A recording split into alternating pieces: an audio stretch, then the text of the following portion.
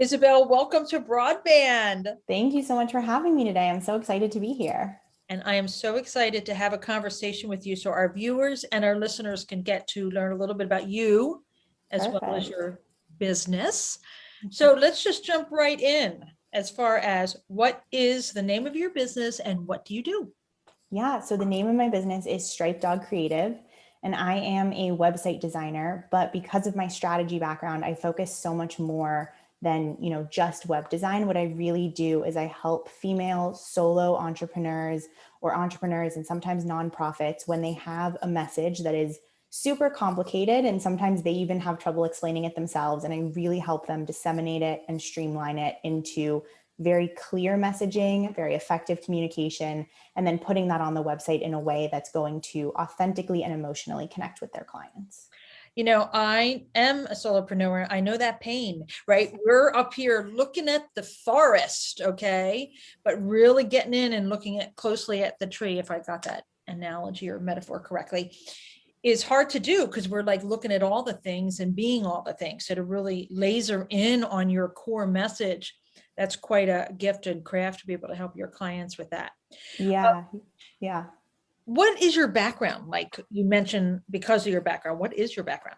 Yeah, so I spent almost a decade at New York City advertising agencies, which was fantastic. I absolutely loved what I did. I just always felt like I wasn't getting to connect with clients in the way that I really wanted to, but I've worked on some crazy cool brands. My first job out of college was at a Broadway agency. So I worked on The Book of Mormon and Phantom of the Opera's 25th anniversary and Peter and the Starcatcher and Stomp. I saw 50 free Broadway shows in my first job in my first year. It was absolutely incredible. I moved on to KitchenAid. I've worked on OxyClean and Orajel. And then I finished up my career helping out with ExxonMobil's digital presence.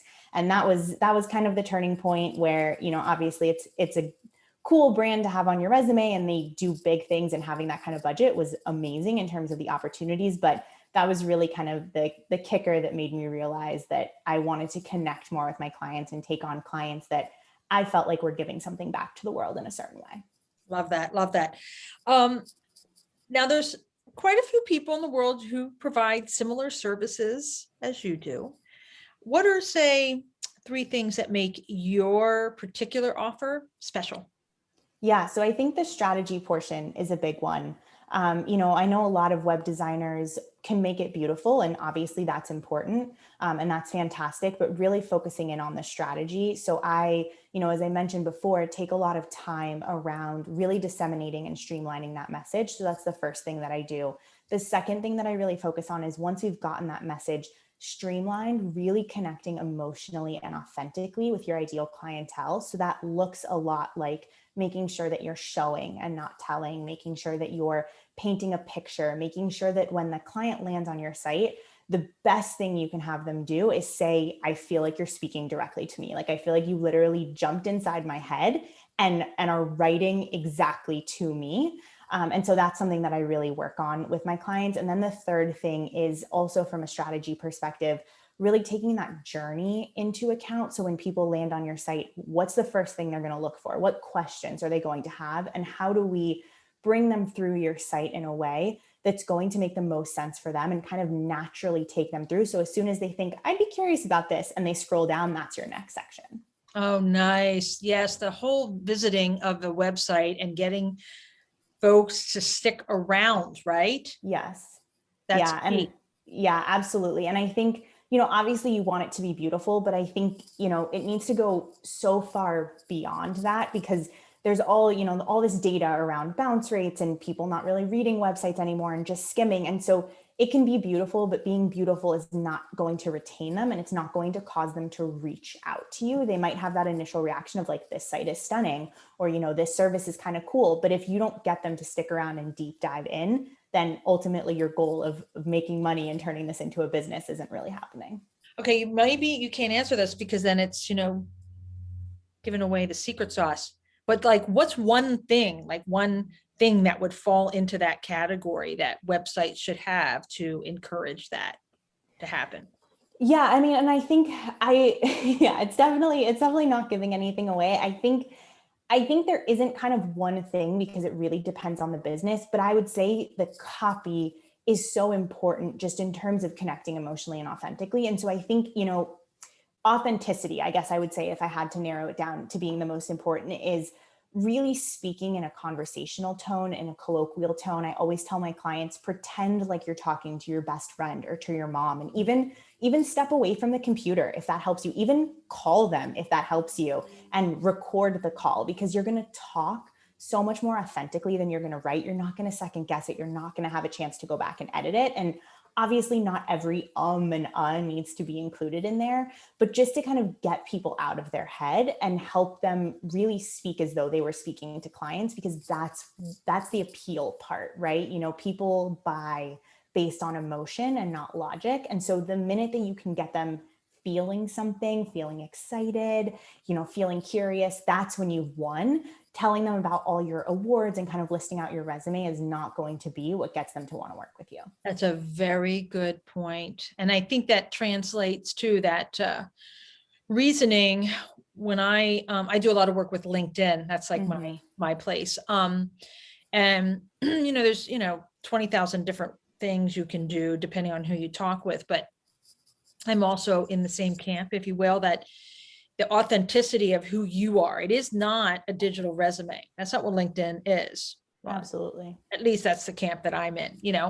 It's a place, it's professional social media. So presenting who you are and what you have to offer has to come through in a way that makes sense. So they're looking at it and talking to you and they're like, wait a minute, what's going on here?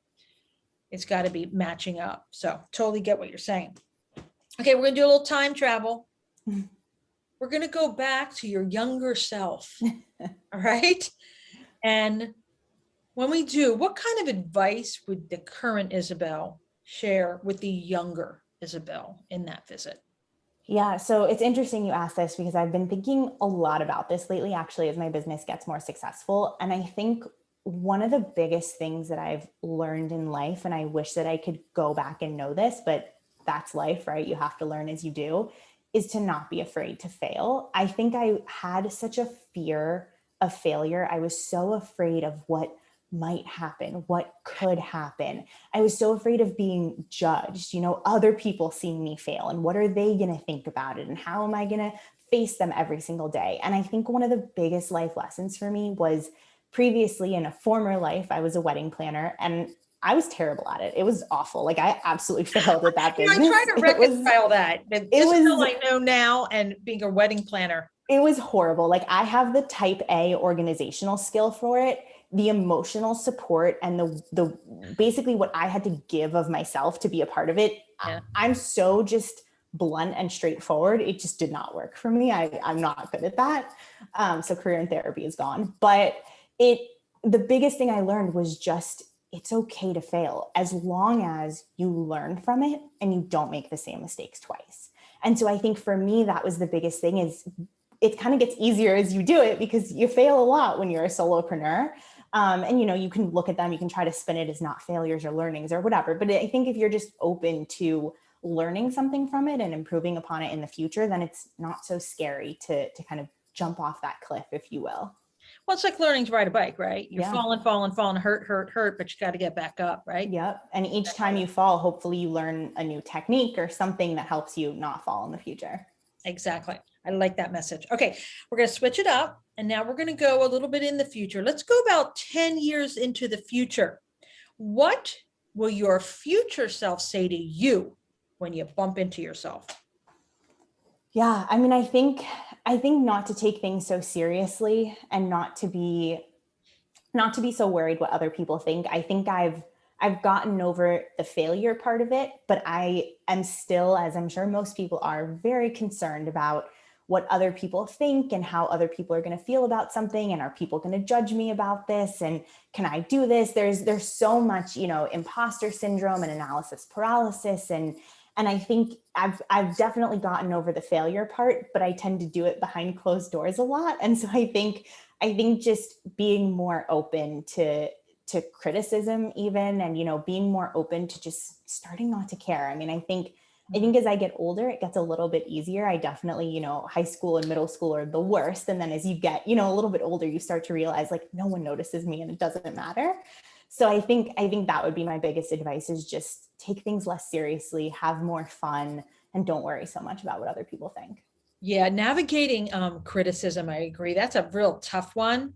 And, that comes from whatever, your life experience in childhood and all that kind of stuff. And the sooner you learn how to navigate that, right, the easier it gets. But they don't have well, when I grew up, they didn't have a textbook or a book to hand you to learn that. So Right. now, who has influenced you professionally?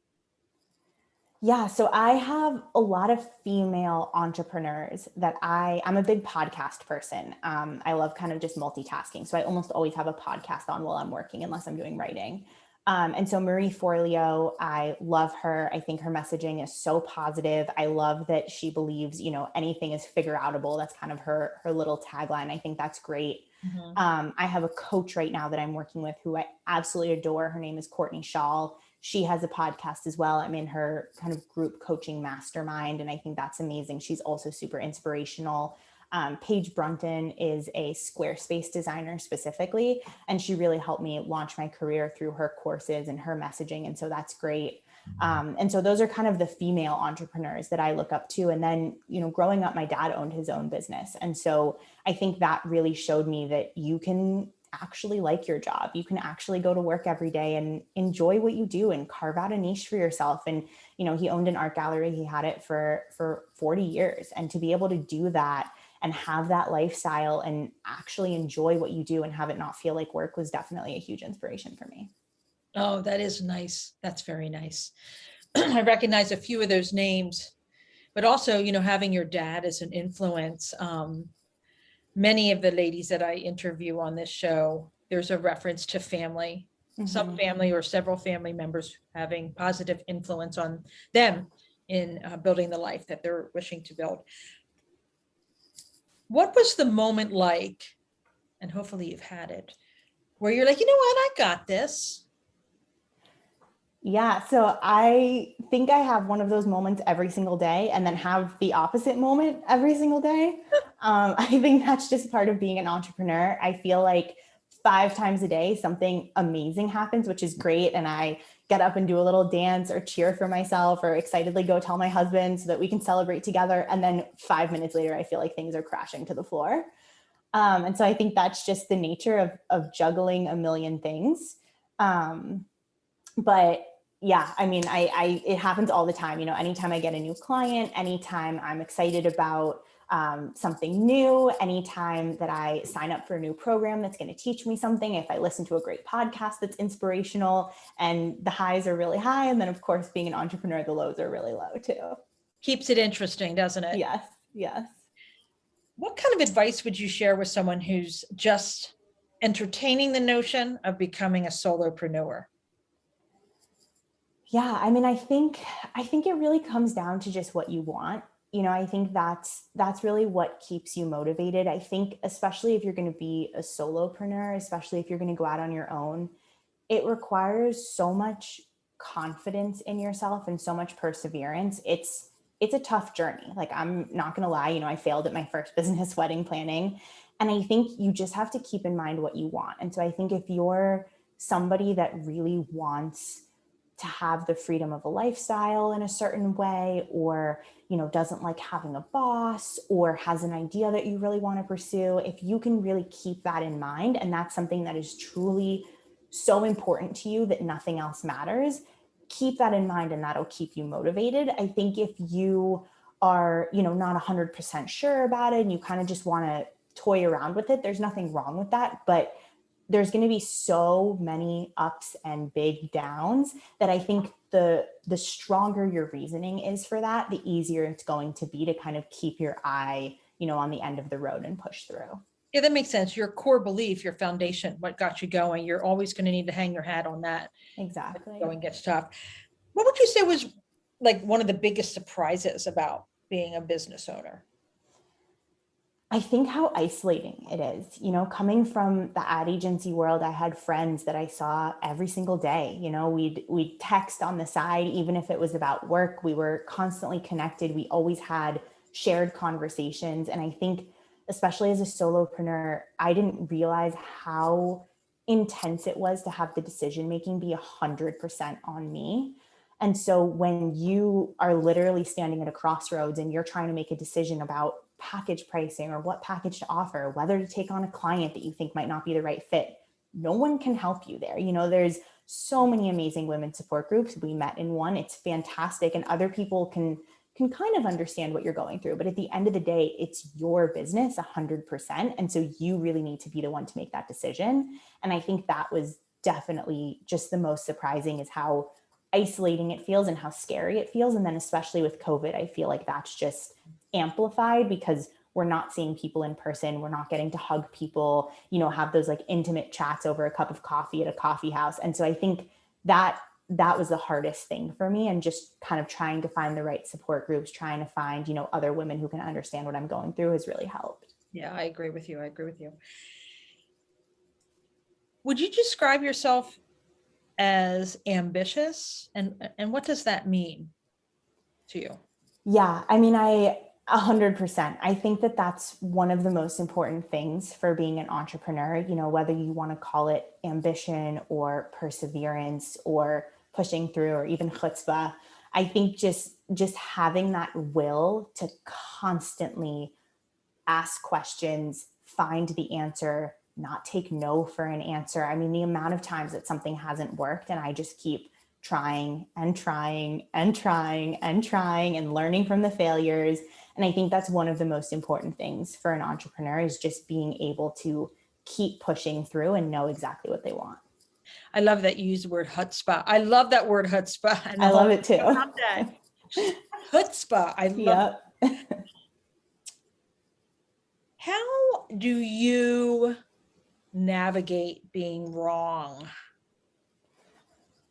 I wish I could tell you that I'm never wrong.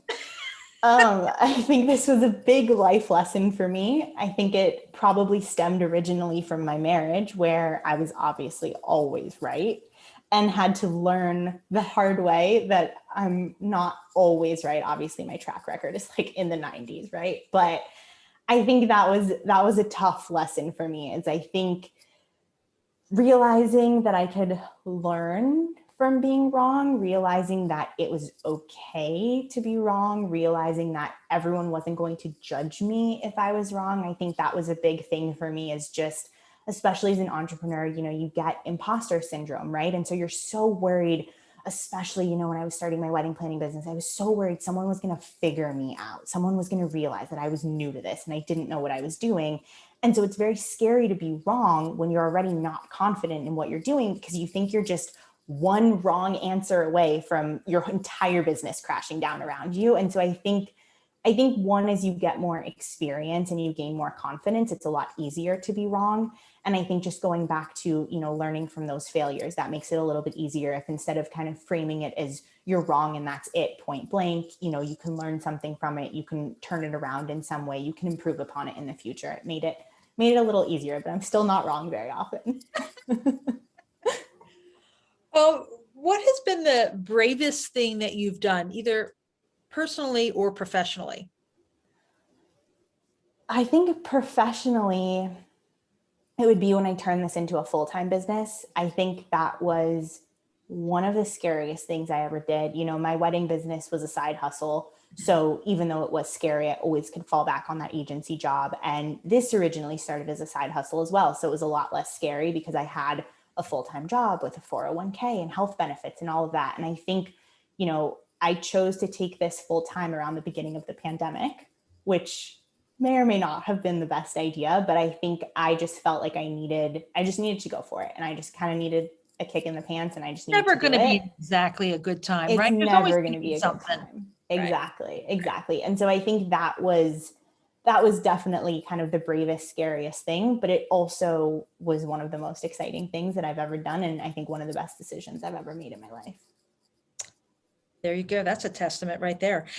What would you say is your number one tool as a businesswoman, or a business owner, I should say? Oh, interesting. Do you mean more like metaphorically or like a physical, like digital tool? Any kind of tool, whether it's an app, whether it's whatever, or Something that you're like, oh my goodness, I could not do my business had I not discovered this tool. Okay, Dubsado, I swear to you, I should be an affiliate for them. I am obsessed with Dubsado. I got very lucky while I was a wedding planner that on Black Friday, they were doing a forever sale. And it was something like $650 forever. And I just paid this one-time fee and I never have to pay for Dubsado again. And it changed my entire life, from contracts and proposals to invoice reminders to workflows that are automated to questionnaires. Like basically my clients run through Dubsado, my entire process from beginning on a client call with a proposal all the way through to the end with a thank you email is done entirely on Dubsado. I could talk about Dubsado for 5 hours. So for us who really don't know what it is, what exactly is it? Is it a CRM? What is it? Yeah, so it's basically like a content management system and a client management system. And so you can kind of use it however you'd like to use it. So if you want to put your clients through it, it has a client profile on it. So if you want to have information about your clients, you want to have notes about calls with your clients. If you want contracts for your clients or invoices for your clients, it can go there. But on the flip side, I send my clients a questionnaire for each web page that I develop. And so the content is also physically housed on Dubsado. So each of the pages questionnaires are on there. It's kind of like Google Drive mixed with an invoicing system, mixed with a spreadsheet, mixed with a notes app all in one. Okay, I'm going to definitely put a link to that in the show notes. Now, here's my other sort of follow-up question to that, is that I know personally I have gone through this and I'm still sort of 1 foot into it. And a lot of new business owners start with this mindset of like free, right? Because you're trying to watch all your dollars and yada, yada, yada. But then you always hear the wisdom, listen, you got to pay for those other things so you can do your thing. How long did it take you to get to that place where you're like, you know what? I'm not doing it all. I'm not doing it all free. And dare I say, I'm going to be smart about it.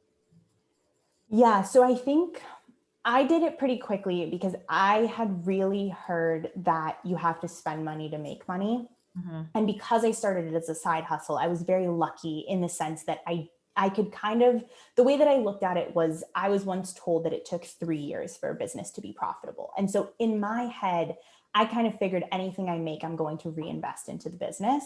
So I very quickly wanted to find tools that were really going to be useful, that could do more than one thing. That was really important to me, and were recommended by other people. And so, I got Dubsado very quickly after starting my wedding planning business. I was using Trello. I recently switched to ClickUp. These are, kind of just tools that help you with tasks and kind of organize everything, send you reminders. I just use them internally for myself.